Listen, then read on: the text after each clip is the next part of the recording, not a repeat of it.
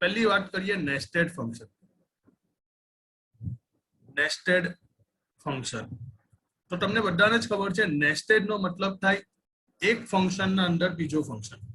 जेवी रीते आपणे भणी गया नेस्टेड लूप, तो एक लूप ना अंदर बीजी लूप मूकीए तो ए થઈ ગઈ nested loop. Okay, nested condition तो एक कंडीशन ना अंदर बीजी कंडीशन मूकीए तो ए થઈ ગઈ नेस्टेड कंडीशन। एवी रीते छे आ नेस्टेड फंक्शन। અને બીજો એક કન્સેપ્ટ આપણે જોવાના છે રિકર્ઝન। Recursion function. ઓકે, બંનેનું એક એક્ઝામ્પલ તમને આપી દઉં। સપોઝ આપણે એક મેઇન ફંક્શન ના અંદર છે main is a one kind of user defined function. એના અંદર આપણે એ નામના કોઈ ફંક્શનને કોલ કરાવીએ છીએ અને પછી એ નામના ફંક્શનના અંદર આપણે બી નામના ફંક્શનને કોલ કરાવીએ છીએ। તો this is one kind of nested. આપણે આને શું કહી શકીએ? નેસ્ટેડ। કેવી રીતે? તો આપણા પ્રોગ્રામનું એક્ઝિક્યુશન સ્ટાર્ટ થશે, મેઇન ફંક્શનમાં આવશે, વેરિયેબલ ડિક્લેરેશન ને બધું ચેક કરશે, ફંક્શન એ નું એને જ્યાં કોલિંગ મળ્યું એટલે રીડાયરેક્ટ કરશે ફંક્શન એ ના અંદર। ફંક્શન એના અંદર બી એ જોશે ભાઈ કઈ કામ કરવાનું છે, શું કરવાનું છે, કેવી રીતે કરવાનું છે, ત્યાં લાઈન બાય લાઈન આવશે, પછી એ આવશે ફંક્શન બી ના અંદર। તો ધેટ મીન્સ એ પાછો જશે ફંક્શન બી ના અંદર અને ફાઇનલી ફંક્શન બી માં એનું કામ ફિનિશ કરીને એ ફંક્શન એ માં આવશે અને ફાઇનલી ફંક્શન એ નું કામ ફિનિશ થઈને એ મેઇન ફંક્શનમાં આવશે। ઓકે, તો આ કન્સેપ્ટને શું કહેવાય? Nested function. Okay, nested function એટલે એક ફંક્શનના અંદર બીજો ફંક્શન હશે। જેવી રીતે અહીંયા એક યુઝર ડિફાઇન્ડ ફંક્શન એ છે અને યુઝર ડિફાઇન્ડ ફંક્શન એ ના અંદર બીજો એક યુઝર ડિફાઇન્ડ ફંક્શન બી છે, તો આને કેવું કહેવાય? Nested function. ઓકે, જ્યારે રિકર્ઝન ફંક્શનમાં કેવું હોય? ફંક્શન કોલ ઇટસેલ્ફ, એટલે એ કોઈ બીજા ફંક્શનને કોલ નહીં કરતો, એ પોતાને જ કોલ કરશે। આપણા પ્રોગ્રામિંગ કલિંગમાં એવી કોઈ સિચ્યુએશન આવશે જ્યારે આપણે પોતાના જ ફંક્શનને કોલ કરવું પડે। જેવી રીતે અહીંયા જો મેઇન ફંક્શનમાં આવ્યો, એને એ નામનું ફંક્શન મળ્યું, એ નામના ફંક્શનમાં એ ગયો, ત્યાં એને પાછો એ નામનો ફંક્શન મળ્યો એટલે પાછો અહીંયા જ આવશે, પાછું એ ફંક્શનને કોલ કરે છે, પાછું એ કોલ કરે છે, પાછું એને જ કોલ કરશે, પાછું એ જ કરશે। मतलब रिकर्जन मतलब function call itself. Function call itself, function પોતાને જ કોલ કર્યા કરે તો એને શું કહેવાય? રિકર્ઝન। તો તમે વિચારતા હશો સર ફંક્શન પોતાને જ કોલ કર્યા કરે તો આપણો પ્રોગ્રામ ઇન્ફાઇનાઇટ માં નહીં જાય, એટલે આપણો પ્રોગ્રામ કન્ટિન્યુ ને કન્ટિન્યુ ચાલ્યા જ નહીં કરે, ફંક્શન પોતાને જ કોલ કર્યા જ કરે તો યસ, જ્યારે આપણે રિકર્ઝન ફંક્શનનો યુઝ કરીએ છીએ ત્યારે કમ્પલસરી ઇફ કન્ડિશન અથવા કોઈ એવી કન્ડિશનનો યુઝ કરવાનો જેનાથી આપણા પ્રોગ્રામનું એક્ઝિક્યુશન સ્ટોપ થાય। અધરવાઇઝ આપણો ફંક્શન શું કર્યા કરશે? પોતાને જ કોલ કર્યા કરશે।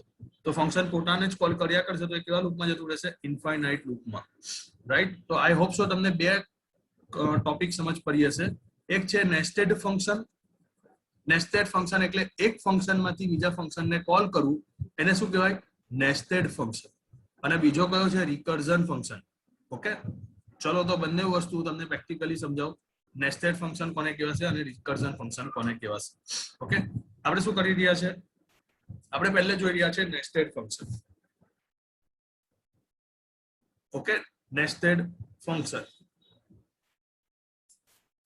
ઓકે, ઇન્ટીજર એ ઓકે, ઇન્ટીજર fun1 નામ આપી આપણે, fun1 અને એના અંદર આપણે પેરામીટર પાસ કરીએ ઇન્ટીજર ટાઈપનો। બીજો એક ફંક્શન કોલ કરાવીએ ઇન્ટીજર fun2 અને એના અંદર બી પેરામીટર પાસ કરીએ ઇન્ટીજર ટાઈપ। આ બંને સ્ટેટમેન્ટ શું થઈ ગયા? તો તમને ખબર જ છે યુઝર ડિફાઇન્ડ ફંક્શનના અંદર મેઇનના ઉપર જે લખીએ તેને શું કહેવાય? તો ફંક્શન ડિક્લેરેશન। જેવી રીતે વેરિયેબલ ડિક્લેર કરવું પડે એવી રીતે ફંક્શનને પણ ડિક્લેર કરવું પડે। ઓકે, આપણે નહીં કરીએ તો ચાલે પણ ત્યારે ફંક્શનનું ડેફિનેશન ઉપર આપવું પડે। ઓકે, એટલે વોઇડ મેન ના ઉપર। ચલો હવે ફાઇનલી પિક્ચરમાં આવે છે વોઇડ મેન। વોઇડ મેન ના અંદર આપણે એક વેરિયેબલ લઈએ છીએ, વેરિયેબલનું નામ આપીએ છીએ આપણે ઇન્ટીજર x અને એની વેલ્યુ સેટ કરી દઈએ છીએ 5। CLR SCR ક્લિયર સ્ક્રીન કરવા માટે આપણે યુઝ કરી લઈએ છીએ। અને હવે આપણે અહીંયા લખીએ છીએ printf %d અને ફંક્શનને કોલ કરાવી છે fun1 અને એના બ્રેકેટમાં x। તો અહીંયા જો આ થઈ ગયું કોલિંગ। ઓકે, આ શું થઈ ગયું? કોલિંગ. તો ફંક્શનના અંદર 3 સ્ટેપ આવે, ડિક્લેરેશન, કોલિંગ અને ડેફિનેશન. તો હવે શું રહી ગયું? ડેફિનેશન બાકી રહી ગયું. તો ફંક્શન 1 ની આપણે ડેફિનેશન હવે આપીશું ફાઇનલી. તો ફંક્શન 1 ની અહીંયા ડેફિનેશન આપીએ છીએ. Because any return type integer છે એટલે કંઈક રિટર્ન કરશે, રાઈટ? તો અહીંયા આપણે કરી રહ્યા છે ઇન્ટીજર ફંક્શન 1 અને એના બ્રેકેટમાં લખીએ છીએ ઇન્ટીજર એનો. આ એક્સ કેવો આર્ગ્યુમેન્ટ કહેવાય? એને કહેવાય એક્ચ્યુઅલ આર્ગ્યુમેન્ટ. આને કેવો કહેવાય? એક્ચ્યુઅલ આર્ગ્યુમેન્ટ અથવા એક્ચ્યુઅલ પેરામીટર. જ્યારે આ એનો કેવો કહેવાય? તો એ કહેવાય ફોર્મલ પેરામીટર અથવા ફોર્મલ આર્ગ્યુમેન્ટ. ઓકે, આ એક્સ ની વેલ્યુ એનો ને મળશે, જે તમને ખબર જ છે, મેં આગળના વિડીયોમાં બતાવી દીધું છે. એ રિટર્ન કરશે એનો ઇન્ટુ એનો. એટલે એક્સ ની વેલ્યુ 5 છે, આ 5 ની વેલ્યુ એનો ને મળશે અને 5 ઇન્ટુ 5 એટલે 25 રિટર્ન થઈ જશે ને અહીંયા પ્રિન્ટ કરી દેશે 25. શું આ કન્સેપ્ટમાં આપણે નેસ્ટેડ ફંક્શનનો યુઝ કર્યો છે? તો જવાબ છે ના, આપણે કોઈ નેસ્ટેડ ફંક્શનનો યુઝ કરેલો નથી. ચલો, સો આ તો સિમ્પલ જ ફંક્શન હતું, અહીંયા તો કોઈ નેસ્ટેડ ફંક્શન નહીં થયું. હવે આપણે નેસ્ટેડ ફંક્શનનો કન્સેપ્ટ યુઝ કરીએ. તો આ જે સ્ટેટમેન્ટ લખેલું રિટર્ન એનો ઇન્ટુ એનો, આપણે એને કાઢી નાખીએ છીએ. આપણે થોડું ત્યાં મોડિફાઈ કરીએ છીએ. આપણે અહીંયા એક બીજો વેરિયેબલ લઈએ છીએ ઇન્ટીજર ટેમ્પ નામનો, અને આપણે લખીએ છીએ temp is equal to fun2 round બ્રેકેટમાં એનો, અને અહીંયા આપણે કરી દઈએ છીએ રિટર્ન ટેમ્પ. તો શું અહીંયા કોઈ નેસ્ટેડ ફંક્શન થયો? હા, થયો. ક્યાં? ફંક્શન 1 કોલ કરે છે આને. આ તમારો પહેલો સ્ટેપ થઈ ગયો. ફંક્શન 1 કોલ કર્યો પહેલા સ્ટેપ પર. હવે ફંક્શન 1 ના અંદર બીજો એક ફંક્શન છે ફંક્શન 2. તો આ કોઈ બીજાને કોલ કરી રહ્યો છે. મતલબ એક ફંક્શન ના અંદર બીજા ફંક્શનને કોલ કરવું, તો એને શું કહેવાય? Nested function. શું કહેવાશે એને? Nested function. ઓકે, તો હવે ફંક્શન 1 ની તો ડેફિનેશન આપણે આપી દીધી, બાકી કોની રહી? ફંક્શન 2 ની. તો ફંક્શન 2 ની પણ ડેફિનેશન આપણે આપી દઈએ. Let's start. ઇન્ટીજર ટાઈપ નો જ આવશે એ પણ. યસ, ઇન્ટીજર fun2, એના બ્રેકેટમાં લખી દઈએ છીએ આપણે ઇન્ટીજર no2. ઓકે, તો આ એનો આના માટે કેવો કહેવાય? Actual, right? ને આ no2 કેવો કહેવાય? ફોર્મલ. અહીંયા આપણે લખીએ છીએ return no2 into no2 into no2. તો શું થશે? ફંક્શન 1 ને કોલ થયો મેન મેથડ માંથી, એટલે 5 કોલ થાય છે ફંક્શન 1 ને. 5 ની વેલ્યુ લઈને એ પાછું ફંક્શન 2 માં જાય છે, એટલે કે એને નેસ્ટેડ કરે છે. ને અહીંયા એનું 5 ઇન્ટુ 5 ઇન્ટુ 5 કરે છે, એટલે 125 જે રિટર્ન આવશે ટેમ્પમાં. ને અહીંયા આપણે ટેમ્પને બી રિટર્ન કરીએ છીએ, એટલે ટેમ્પનું રિટર્ન મળશે અહીંયા. ને ફાઇનલી આન્સર કેટલો આવશે? 125. આખા કન્સેપ્ટને શું કહેવાય? Nested function. ઓકે, તમને સમજ પડી હશે. હું તમને એકવાર ટર્બો સી માં પ્રેક્ટિકલી બતાવું છું. ઓકે, નવી ફાઇલ લઈ લો, કમેન્ટ આપી દો પહેલા. Example of nested user defined function. Integer fun1 જે એક પેરામીટર લેશે ઇન્ટીજર ટાઈપનો, ને બીજો ઇન્ટીજર fun2 જે એક પેરામીટર લેશે ઇન્ટીજર ટાઈપ. આ શું થઈ ગઈ? Function definition. void main એક વેરિયેબલ ડિક્લેર કરી દઈએ ઇન્ટીજર x નામનો, જેની વેલ્યુ આપણે આપી દઈએ છીએ 5. clr scr. આપણે આ x ની વેલ્યુ યુઝર પાસેથી બી લઈ શકીએ printf scanf કરાવીને. ઓકે, સ્ટેટમેન્ટ આપણે કોલ કરાવીએ, printf સ્ટેટમેન્ટનો યુઝ કરીએ. %d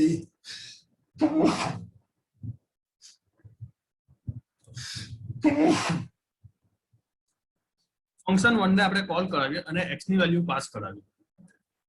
તમે વિચારતા હશો સર આ printf માં કેમ લીધું? કોઈ વેરિયેબલમાં લેવું હોય તો વેરિયેબલમાં બી લઈ શકો. તમે અહીંયા એને વેરિયેબલમાં બી લઈ શકો અને એ વેરિયેબલને પણ તમે પ્રિન્ટ કરાવી શકો as you wish. આવી રીતે printf કરીને તમે %d temp ને બી પ્રિન્ટ કરાવી શકો. તો આપણો સિમ્પલ ફંક્શન બનાવ્યું આપણે ફંક્શન 1 ને કોલ કરાવ્યું.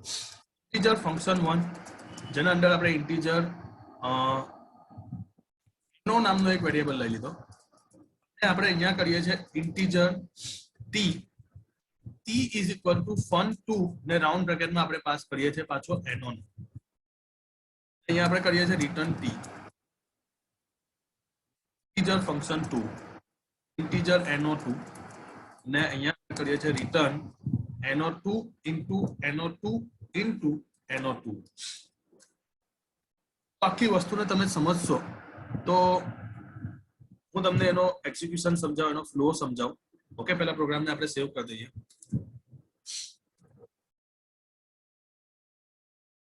nested ફંક્શન ફાઇલ કરીએ કોઈ એરર નહીં કોઈ વોર્નિંગ નહીં આઉટપુટ ચેક કરીએ તો આઉટપુટમાં આવે છે 125 હું તમને એકવાર એનો આખો ફ્લો સમજાવી દઉં એનો ગ્રાફ સમજાવી દઉં કે કેવી રીતે આખી આ પ્રોસેસ થઈ રહી છે કંટ્રોલ ઓ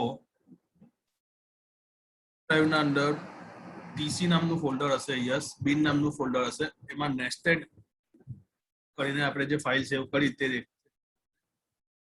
નેસ્ટેડ આપણે આ ફાઇલને ઓપન કરાવીએ છીએ આપણા નોટપેડ ++ માં ઓકે ચાલો હું તમને દરેક વસ્તુ સમજાવું છું ઈઝી એક્સપ્લેનેશન વેના અંદર તો તમને આઈડિયા આવશે કે ભાઈ આનો જવાબ 125 કેવી રીતે આવ્યો ऐसा કોઈ બી પ્રોગ્રામનું એક્ઝિક્યુશન થાય void main t કોઈ પણ પ્રોગ્રામ હોય સી પ્રોગ્રામ એનું એક્ઝિક્યુશન ક્યાં થાય void main t એટલે હંમેશા યાદ રાખવાનું કે સી પ્રોગ્રામના અંદર કોઈ ફંક્શન હોય કે નહીં હોય મેઇન ફંક્શન તો હશે તો એમસીક્યુ માં તમને પૂછી શકે કે સી પ્રોગ્રામમાં એટલીસ્ટ કેટલા ફંક્શન હશે તો ઓછામાં ઓછા એટલીસ્ટ એક ફંક્શન તો હશે અને એ કયો હશે મેઇન ફંક્શન હશે ઓકે બીજી વસ્તુ મેઇન ફંક્શન કયો ફંક્શન કહેવાય યુઝર ડિફાઇન્ડ ફંક્શન કહેવાય ફંક્શનને મેઇનલી કેટલા ભાગમાં ડિવાઇડ કરી શકીએ બે ભાગમાં એક ઇનબિલ્ટ એટલે કે પ્રી ડિફાઇન્ડ અને એક યુઝર ડિફાઇન્ડ કેમ મેનને યુઝર ડિફાઇન કરીએ છીએ કેમ તો મેનની ડેફિનેશન યુઝર આપે છે જો અહીંયા મેનની ડેફિનેશન કોણ આપે છે યુઝર આપે છે એટલે કેવું કહેવાય યુઝર ડિફાઇન્ડ ફંક્શન ઓકે ચાલો તો લાઈન નંબર 4 થી એક્ઝિક્યુશન સ્ટાર્ટ થશે બેઝિકલી ઉપર લાઈન નંબર 1 થી જ થાય એઝ ઇન્ક્લુડ હેઝ કોમ્યો એ છે અને ફંક્શન 1 અને ફંક્શન 2 ને ડિક્લેર કરેલા છે void main માં આવે x નામનો એક વેરિયેબલ છે અને temp નામનો વેરિયેબલ છે તો કમ્પાઇલરને ખબર પડશે ભાઈ x નામનો એક વેરિયેબલ લીધેલો છે અને temp નામનો એક વેરિયેબલ લીધો છે x ની વેલ્યુ છે 5 ને ઇનિશિયલી temp ની વેલ્યુ કોઈ ગાર્બેજ વેલ્યુ હશે ઓકે clr scr આપણી ડિફાઇન્ડ વેરિયેબલ છે તમારા ટર્બો સી ના અંદર જે જૂનું આઉટપુટ હશે એ ક્લિયર થઈ જશે હવે અહીંયા temp fun1x આપણા પ્રોગ્રામનું એક્ઝિક્યુશન અહીંયાથી મૂવ થઈને એ જતો રહેશે ફંક્શન 1 ના અંદર ઓકે આ વસ્તુ તમને ખબર છે x ની વેલ્યુ કોને મળી જશે no ને ઓકે આ x ની વેલ્યુ અહીંયા શું કહેવાય તો એને અહીંયા કહેવાતું હતું એક્ચ્યુઅલ આર્ગ્યુમેન્ટ અથવા એક્ચ્યુઅલ પેરામીટર જ્યારે આ no અહીંયા શું કહેવાશે તો એને કહેવાશે ફોર્મલ આર્ગ્યુમેન્ટ શું કહેવાશે ફોર્મલ આર્ગ્યુમેન્ટ અથવા ફોર્મલ પેરામીટર ઓકે x ની વેલ્યુ અહીંયા કોપી થઈ જશે no માં એટલે no ની વેલ્યુ બી કેટલી ગણાશે 5 અહીંયા બી આપણે એક વેરિયેબલ લીધો ઇન્ટીજર t નામનો એટલે કમ્પાઇલરને ખબર પડશે ભાઈ એક t નામનો બી વેરિયેબલ છે ઓકે એક no નામનો બી વેરિયેબલ છે ને no ની વેલ્યુ કેટલી છે 5 અહીંયા એ થયું fun2 ને કોલ કરવા માટે તો પાછું અહીંયાથી એક્ઝિક્યુશન જતું રહેશે અને એ પાછું અહીંયા આવી જશે રિમેમ્બર અહીંયાથી એક્ઝિક્યુશન સ્કીપ કરીને તે અહીંયા આવી જાય છે એટલે લાઈન નંબર 8 થી એ સીધો લાઈન નંબર 12 પર આવી જાય છે લાઈન નંબર 12 માં આવ્યો એને ખબર પડી ભાઈ ફંક્શન 1 છે 14 પર આવ્યો 15 પર આવ્યો 15 પરથી પાછો મૂવ થાય છે 18 પર કેમ તો એને ખબર પડે ત્યાં તો ફંક્શન 2 ને કોલ કરવાનું છે તો ફંક્શન 1 ની અંદર ફંક્શન 2 ને કોલ કરે છે એટલે આપણે શું કહીશું નેસ્ટેડ ઓકે અહીંયા પાછી no ની વેલ્યુ no2 ને મળી હશે એટલે no2 ની વેલ્યુ બી કેટલી ગણાશે 5 ફાઇનલી આપણે no2 ની વેલ્યુને 3 વાર મલ્ટીપ્લાય કરાવ્યું છે એટલે અહીંયા થાય 5 × 5 એટલે 125 હવે આ 125 નો જવાબ રિટર્ન થશે અને ક્યાં મળશે t ને લાઈન નંબર 15 પર પાછો આવ્યો છે અને t ને કેટલું મળી હશે 125 ફાઇનલી અહીંયા પાછું રિટર્ન કરીએ છીએ એટલે રિટર્ન મળશે અને એ કોને મળી હશે એ મળશે અહીંયા temp ને temp માં કેટલું આવ્યું છે 125 અહીંયા આપણે પ્રિન્ટ કરાવ્યું છે %d temp ની વેલ્યુ તો temp ની વેલ્યુ છે 125 આવી રીતે આખો નેસ્ટેડ ફંક્શન વર્ક કરે છે અને એટલે જ તમારા પ્રોગ્રામનું આઉટપુટ અહીંયા કેટલું આવે છે 125 આઈ હોપ સો તમને આ એક્ઝિક્યુશન સમજ પડી હશે હવે હું મારા યુઝર ડિફાઇન્ડ ફંક્શનમાં થોડું મોડિફાઈ કરું છું અને તમે વિચારજો આઉટપુટ શું આવશે મને કમેન્ટમાં કહેજો કે એનું આઉટપુટ શું આવશે ઓકે હું ફંક્શનમાં મોડિફાઈ કરું છું આ જ ફંક્શન છે પણ હું થોડું મોડિફાઈ કરું છું હું લખું છું printf /n%d અને અહીંયા હું કરાવું છું fun1 જેમાં હું પાસ કરું છું temp અહીંયા હું લખું છું printf /n %d fun2 અહીંયા હું પાસ કરું છું અહીંયા હું પાસ કરું છું x ને x ની વેલ્યુ 5 છે ઓકે ને અહીંયા હું પાસ કરાવું છું x + 1 ને fun1 ઓકે હવે fun1 ના અંદર હું થોડું મોડિફિકેશન કરું છું અહીંયા હું એક કન્ડિશન આપું છું if no module 2 equal to 0 તો આ થવું જોઈએ otherwise okay else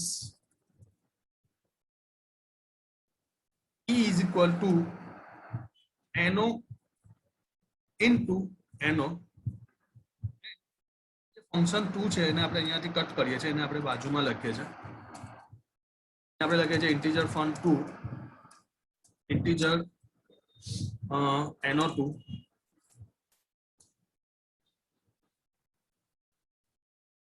અહીંયા આપણે કરી રહ્યા છે return no2 into no2 into no2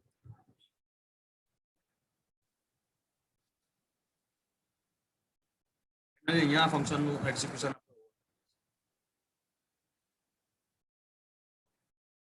તો શું થશે આ પ્રોગ્રામમાં આઉટપુટ શું આવશે સેમ આ જ પ્રોગ્રામને જો આપણે એક્ઝિક્યુટ કરાવીએ તો what is the output of following code વિચારો એકવાર અને મને કમેન્ટમાં કહો પછી હું તમને સમજાવીશ કે આનું આઉટપુટ કેવી રીતે આ આવ્યું દરેકે કમ્પલસરી કમેન્ટ કરવાની છે કે આનું આઉટપુટ શું આવશે આ ફંક્શનમાં શું થશે મતલબ આ પ્રોગ્રામમાં કેવી રીતે આન્સર આવશે અને કેવી રીતે તમે કોડ કરશો તો જો સૌથી પહેલા મેં તમને સમજાવ્યું કોઈ બી પ્રોગ્રામને તમારે પહેલી લાઈનથી ચેક કરવાનું અહીંયા આવવાનું પહેલી લાઈન ને બીજી લાઈન તો ભાઈ ફંક્શન ડિક્લેરેશન જ છે આ બંને લાઈન શું છે function declaration we can say it is a function declaration કમ્પાઇલરને ખબર પડશે ભાઈ એક ફંક્શન 1 નો યુઝ કરેલો છે અને એક ફંક્શન 2 નો યુઝ કરેલો છે ને બંનેમાં એક આર્ગ્યુમેન્ટ છે ચલો હવે આવશે ઇન્ટિજર મેન ના અંદર એટલે કે વોઇડ મેન ના અંદર કોઈ બી પ્રોગ્રામની શરૂઆત અહીંયાથી જ થાય વોઇડ મેન ને તમે ગમે ત્યાં લખો એની શરૂઆત અહીંયાથી થશે મતલબ જ્યાં વોઇડ મેન હશે ત્યાંથી જ થશે ઓકે ચલો x નામનો એક વેરિયેબલ છે જેની વેલ્યુ છે 5 ને બીજો એક વેરિયેબલ છે ટેમ નામનો પહેલા printf માં આપણે લખીએ છીએ fun1 અને x એટલે x ની વેલ્યુ 5 જે fun1 ને કોલ થશે fun1 ક્યાં છે આર fun1 તો આ 5 વેલ્યુ અહીંયા આવશે હવે અહીંયા ચેક થાય છે fun1 માં x ની વેલ્યુ no ને મળી એટલે અહીંયા no પર ચેક થાય છે no મોડ્યુલ 2 equal to 0 છે એટલે 5 મોડ્યુલ 2 equal to 0 મળે છે ના નથી મળતું તો એ ક્યાં જશે else માં ને else માં શું કરે છે નંબર ઇન્ટુ નંબર એટલે 5 into 5 એટલે 25 તો t નો જવાબ કેટલો આવી ગયો 25 જે રિટર્ન થશે એટલે જે આ સ્ટેટમેન્ટ છે રિટર્ન વાળું ઓકે અહીંયા લાસ્ટમાં તમારું જે રિટર્ન સ્ટેટમેન્ટ છે તે રીડાયરેક્ટ થઈ જશે અને ક્યાં આવી જશે તો ભાઈ એ અહીંયા આવી જશે અને પ્રિન્ટ કરશે શું પ્રિન્ટ કરશે તો ભાઈ જે રિટર્ન કર્યું તે એ શું રિટર્ન કર્યું એ રિટર્ન કર્યું 25 એટલે પહેલાનો જવાબ આવશે 25 ક્લિયર પહેલાનો જવાબ શું આવશે તમારો 25 અગેન હવે બીજા લાઈન પર આવી જાઓ અહીંયા આવો ફંક્શન 1 કોલ કરે છે x + 1 ઓકે આ નવી વસ્તુ શું છે x + 1 x ની વેલ્યુ હતું 5 એમાં એક વધારો કરી દો એટલે થઈ ગઈ 6 એટલે હવે આની વેલ્યુ અહીંયા કોપી થશે ને શું મળશે 6 મળશે કન્ડિશન ચેક થશે 6 મોડ્યુલ 2 equal to 0 છે હા છે તો અહીંયા એ નેસ્ટેડ ફંક્શન ને કોલ કરે છે એટલે એ પાછું સામે જશે ને સામે શું થાય છે no into no એટલે 6 ને 3 વડે તમે કરો એટલે કેટલું મળે 216 એટલે આ 216 t માં લઈને આવશે ને રિટર્ન કરશે પાછો અહીંયા એટલે બીજાનું આઉટપુટ આવશે 216 ને પહેલાનું આઉટપુટ આવેલું 25 ઓકે આવી રીતે તમારે પણ આખું વિચારવાનું સમજ પડી તો નેસ્ટેડ ફંક્શન શું છે તે આપણે સમજી લીધું સો રાઈટ હવે આપણે જોઈએ છે recursion function okay nested function એટલે તો આપણે શું જોયું કે function call another function it is called nested function okay but recursion function માં મેં તમને શું કીધું function call itself it is known as recursion okay recursion is a very important topic for coding point of view as well as we can say it is a very important point for reduce complexity of program sometimes કે કોઈ વાર એવો logic આવે જેને આપણે frequently use કરવાનો. Let's say example recursion માટે best example આપણે કહી શકીએ factorial of number. Factorial of number 5 નો ફેક્ટોરિયલ તો આપણે પ્રોસેસ શું કરીએ છીએ 5 into 4 into 3 into 2 into 1. તો પ્રોસેસ તો એક જેવી જ છે, નંબર ઘટતા જાય છે. તો અહીંયા આપણે રિકર્ઝન નો કન્સેપ્ટ યુઝ કરી શકીએ. ઓકે, બેનિફિટ શું છે રિકર્ઝન ફંક્શન અને નોર્મલ ફંક્શન નો? તો નોર્મલ ફંક્શનમાં શું થાય, નોર્મલ ફંક્શનમાં અને રિકર્ઝન ફંક્શનમાં શું બેનિફિટ છે તમને એક એક્ઝામ્પલ આપું. તો સૌથી બેસ્ટ અને ગુડ એક્ઝામ્પલ હોય રિકર્ઝન ફંક્શન અને નોર્મલ ફંક્શનનું બેનિફિટ તો આપણે કહી શકીએ એક્ઝિક્યુશન સ્પીડ. જો રિકર્ઝન જેવું કોઈ લોજિક હોય ને આપણે નોર્મલ ફંક્શનનો યુઝ કરીએ તો એ થોડો ટાઈમ લે, અને એની કમ્પેરમાં આપણે રિકર્ઝન ફંક્શનનો યુઝ કરીએ તો એ સ્પીડલી રિઝલ્ટ આપે. કેવું રિઝલ્ટ આપે? Speedily result.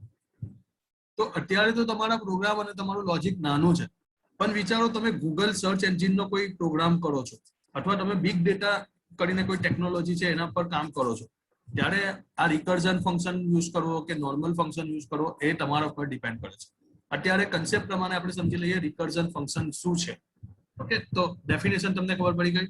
Recursion function is a function which is call itself.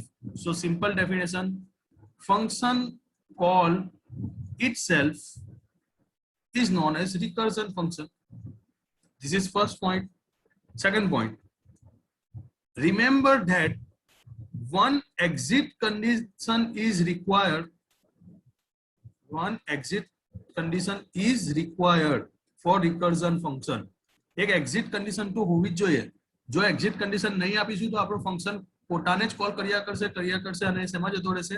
એ જતો રહેશે ઇન્ફાઇનાઇટમાં. ફંક્શન શેમાં જતો રહેશે? Infinite function.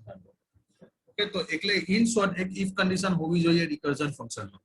ઓકે, ચલો આપણે શોધીએ છીએ factorial of number using recursion. તો પહેલા હું તમને નોટપેડમાં બતાવી દઉં, એને સમજાવી દઉં, પછી હું તમને ટર્બો સીમાં પણ બતાવીશ. Don't worry. કમેન્ટ આપી દઈએ એક્ઝામ્પલ ઓફ રિકર્ઝન ફંક્શન. તમને ઘણીવાર એક્ઝામમાં જ આ પ્રોગ્રામ 5 માર્ક્સમાં પૂછાય છે. Find out factorial of number using recursion function. Okay, તો આખો પ્રોગ્રામ તમારે એક્ઝામમાં લખવાનો. ઇન્ટીજર ફેક્ટ નામનો આપણે ફંક્શન બનાવ્યો, એના બ્રેકેટમાં પાસ કર્યું ઇન્ટીજર. આ શું થઈ ગયું? તો આ થઈ ગયું તમારું ફંક્શન ડિક્લેરેશન અથવા પ્રોટોટાઇપ ડિક્લેરેશન. જે કયા ટાઈપનું છે? તો એ છે with argument and return value. Okay, function declare કરીએ ત્યારે જ તમને ખબર પડી જાય છે કે કયા ટાઈપનો ફંક્શન છે. ઓકે, કયા ટાઈપનો યુઝર ડિફાઇન્ડ ફંક્શન છે. ઓકે, ચલો લઈ લઈએ void main. વેરિયેબલ ડિક્લેર કરી દઈએ ઇન્ટીજર એનો. ઓકે, એનો ની વેલ્યુ આપણે યુઝર પાસેથી લઈએ છીએ. ઓકે, એક બીજો વેરિયેબલ બી લઈ લઈએ ફેક્ટ નામનો, એફ નામનો.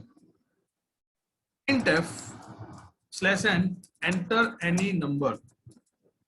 એને કહીએ છે ભાઈ તું કોઈ નંબર આપ, scanf %d અને નંબરને આપણે એનો માં લઈ લઈએ છીએ. ફંક્શનને કોલ કરાવીએ છીએ, કેમ તો ફંક્શન કઈ રિટર્ન કરે છે એની વેલ્યુ આપણે f માં સ્ટોર કરી દઈશું. ફંક્શનને કોલ કરીએ છીએ, ફંક્શનનું નામ છે ફેક્ટ અને બ્રેકેટમાં પાસ કરીએ છીએ એનો. રાઈટ, એમાં યુઝરે જે વેલ્યુ આપીએ એનો પાસ કરીશું અને એનો જવાબ શેમાં લાવીશું? f માં. કેમ તો ફંક્શન કંઈક રિટર્ન બી કરે છે ને, તો એ રિટર્નનો જવાબ શેમાં લાવીશું? f ના અંદર. ઓકે, printf અહીંયા આપણે પ્રિન્ટ કરી દઈશું કે ફેક્ટોરિયલ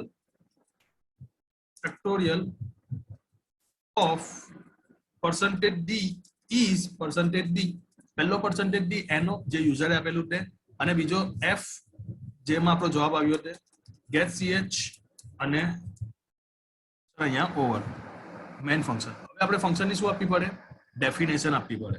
સોરી, રાઈટ, આપણે ડેફિનેશન આપીએ ઇન્ટીજર ફેક્ટ અને અહીંયા આપણે લખીએ છીએ ઇન્ટીજર n. ઓકે, અહીંયા આપણે એક કન્ડિશન આપી દઈએ છીએ કે ઇફ n = 0 તો રિટર્ન 0. અહીંયા એક વસ્તુ વિચારો કે 0 નંબરનો ફેક્ટોરિયલ 0 જ થાય. તો આપણે પહેલા એવી કન્ડિશન આપી દીધી કે જો n ની વેલ્યુ 0 હોય ને તો ભાઈ તું તરત રિટર્ન થઈ જાય, આગળ કંઈ કરવું નથી મારે. રાઈટ, બટ n ની વેલ્યુ 0 નથી, n ની વેલ્યુ શું છે? 1 છે. તો તમને ખબર છે એકનો ફેક્ટોરિયલ એક જ થાય, તો અહીંયા બી કોઈ રિકર્ઝન કરવાની જરૂર નથી. અહીંયા શું આપી દો, રિટર્ન 1. પણ જો એની n ની વેલ્યુ એક કરતા વધારે છે, એટલે 5 છે, 6 છે, આવી છે, તો આપણે શું કરીએ છીએ, return n into fact round બ્રેકેટમાં n માઇનસ 1. તો અહીંયા તમે જોઈ શકો છો કે અહીંયા આપણે રિકર્ઝનનો યુઝ કરેલો છે. એકચ્યુઅલી કઈ લાઈનમાં આપણે રિકર્ઝનનો યુઝ કરેલો છે એમ કહેવાય તો ક્લિયરલી આપણને ખબર પડે છે લાઈન નંબર 20 માં આપણે રિકર્ઝનનો યુઝ કરેલો છે. આ લાઈનમાં આપણે ફેક્ટ નામના ફંક્શનને જ કોલ કરાવીએ છીએ પાછો, એટલે આ આને કોલ કરે છે. આપણે કહી શકીએ હા અહીંયા તમે રિકર્ઝનનો યુઝ કરેલો છે. ઓકે, આખો પ્રોગ્રામ હું તમને સમજાવું અને આનો આઉટપુટ શું આવશે તે પણ સમજાવું. સો યુઝર ડિફાઇન્ડ ફંક્શનનું નામ છે ફેક્ટ. અહીંયા આપણે એને કોલ કરી રહ્યા છે, એટલે એનું કોલિંગ એક્ઝિક્યુશન લાઈન છે તે લાઈન નંબર અહીંયા આવી જશે. અગર જો યુઝરે એનો માં 0 આપ્યું હોત તો પહેલી જ કન્ડિશનમાં ચેક કરે છે n ની વેલ્યુ 0 છે તો રિટર્ન 0 કર દો, એટલે ફેક્ટ ની વેલ્યુ આવી છે 0. 0 નો ફેક્ટોરિયલ થઈ જાય છે 0. તો યુઝર 1 આપે છે તો ચેક કરે છે n ની વેલ્યુ 1, બીજામાં બી રિટર્ન કરી દે છે, કોઈ ફંક્શન રિકર્ઝનની જરૂર નથી, એટલે 1 નો ફેક્ટોરિયલ પણ 1. પણ યુઝર સપોઝ આપે છે n ની વેલ્યુ 5, તો શું થશે, તો જ્યારે યુઝર વેલ્યુ આપે છે 5 ત્યારે રિકર્ઝન ફંક્શન કેવી રીતે વર્ક કરે છે તે આપણે સમજીએ. આપણે એનું ડિબગિંગ કરીને તમને સમજાવું. સો n ની વેલ્યુ થઈ ગઈ 5, તો પહેલી કન્ડિશનમાં ચેક કરે છે n ની વેલ્યુ 0 છે, ના નથી. બીજી કન્ડિશનમાં ચેક કરે છે n ની વેલ્યુ 1 છે, ના નથી. તો શું થશે, એલ્સ માં જશે. એલ્સ માં શું થઈ રહ્યું છે, return n into fact n minus 1. તો શું થશે, આ થશે return n into n minus 1 એટલે 4. તો જ્યારે ફેક્ટોરિયલ નું ઇનિશિયલી 5 પર કોલ કરેલ, હવે ફંક્શન પાછળ જ કોલ કરે છે અને n ની વેલ્યુ થઈ જાય છે 4. ઓકે, સમજ પડી. પહેલી કન્ડિશનમાં ચેક કરે 0 તો નથી, 1 બી નથી, એલ્સ માં આવી જશે, એટલે અહીંયા થશે 4 ઇન્ટુ અગેન ફેક્ટ અને એ થઈ જશે 3. તો n ની વેલ્યુ થઈ ગઈ 3, અગેન 3 ઇન્ટુ ફેક્ટ અને એ થઈ જશે 2. તો અહીંયા થઈ ગઈ 2, અગેન 2 ઇન્ટુ ફેક્ટ અને n ની વેલ્યુ થઈ ગઈ 1. તો હવે ચેક કરે છે ભાઈ n ની વેલ્યુ થઈ ગઈ 1, તો હવે થઈ જવું જોઈએ રિટર્ન 1. તો રિટર્ન 1, અને આ બધા તો ક્યાં હોય, આ બધા બી તો વેઇટિંગ મોડમાં છે ને. કયા મોડમાં છે, વેઇટિંગ મોડમાં. તો અહીંયાથી હવે ઉપર જશે 1 ઇન્ટુ 2, બીકોઝ આનો જવાબ આવ્યો 1 તો અહીંયા મળી જશે, એટલે 1 ઇન્ટુ 2 એટલે થઈ ગયું 2, એટલે આનો જવાબ અહીંયા મળશે, એટલે થઈ ગયું આ 2. 2 ઇન્ટુ 3 6, આનો જવાબ મળશે અહીંયા, એટલે આ થઈ ગયું 6. 6 ઇન્ટુ 4 24, આનો જવાબ મળશે 24, એટલે આ થઈ ગયું 24. 24 ઇન્ટુ 5 એટલે થઈ ગયું 120, એટલે ફાઇનલી 120 કોને મળે છે, f ને. અને ફાઇનલી જવાબ આવશે ફેક્ટોરિયલ ઓફ 5 ઇઝ 120. આ આખો જે ફ્લો છે એને આપણે કહીશું રિકર્ઝન. કેમ તો અહીંયા આ લાઈન ફેક્ટોરિયલ જ કોલ કરી રહ્યો છે. અગર જો આપણે આ ઇફ કન્ડિશન નહીં આપી હોય તો કાયમ આને જ કોલ કર્યા કરતે ને આપણો પ્રોગ્રામ શેમાં જતો રહેતે, ઇન્ફાઇનાઇટ. બટ આપણે આપણા પ્રોગ્રામને ઇન્ફાઇનાઇટમાં નહીં મોકલવાનો, એટલે કમ્પલસરી એક ઇફ કન્ડિશન તો હોવી જ જોઈએ, રાઈટ. આ આખો રિકર્ઝનનો ફ્લો હતો. સમજ પડી? આઉટ ઓફ 10 મને કહો કેટલી સમજ પડી. ઓકે, તો હું તમને ટર્બો સીમાં આખો પ્રોગ્રામ સમજાવું, આખો એક્ઝિક્યુટ કરીને બતાવું. કોઈ કન્ફ્યુઝન હોય તો હેન્ડ રેઝ કરજો, હું તમને સમજાવીશ. as include stdio.h, as include conio.h, integer fact નામનો ફંક્શન જેના અંદર integer પેરામીટર પાસ કરીએ છે, void main યુઝર પાસેથી નંબર લઈએ છે તો no નામનો વેરિયેબલ અને fact નામનો બી એક વેરિયેબલ લઈ લઈએ છે f નામનો. અચ્છા, યુઝર પાસેથી વેલ્યુ લઈએ છે એટલે printf એની નંબર f એ નંબરને આપણે સ્ટોર કરાવીએ છીએ. હવે ફંક્શનને કોલ કરાવીએ છીએ, ફેક્ટ નામનો ફંક્શન છે એનો એમાં પાસ કરીએ છીએ અને અહીંયા પ્રિન્ટ કરાવીશું factorial of d is %d. %d પહેલો યુઝરે જે નંબર આપેલો તે ને બીજામાં f જે જવાબ આવે છે તે. ચલો હવે આપણે ઇન્ટીજર ફેક્ટ નામના ફંક્શનની ડેફિનેશન આપીએ. એક પેરામીટર છે, આપણે પેરામીટરનું નામ આપી દઈએ છીએ n. ડેફિનેશન આપીએ છીએ કે જો n ની વેલ્યુ 0 હોય તો રિટર્ન થવું જોઈએ 0. ઓકે, એટલે 0 હોય તો કોઈ ફેક્ટોરિયલ જરૂર, મતલબ કોઈ આગળ કાર્યવાહીની જરૂર નથી. ઓકે, એટલે કોઈ નેક્સ્ટ રિકર્ઝનની જરૂર નથી. એની વેલ્યુ 1 હોય તો એ રિટર્ન કરશે 1.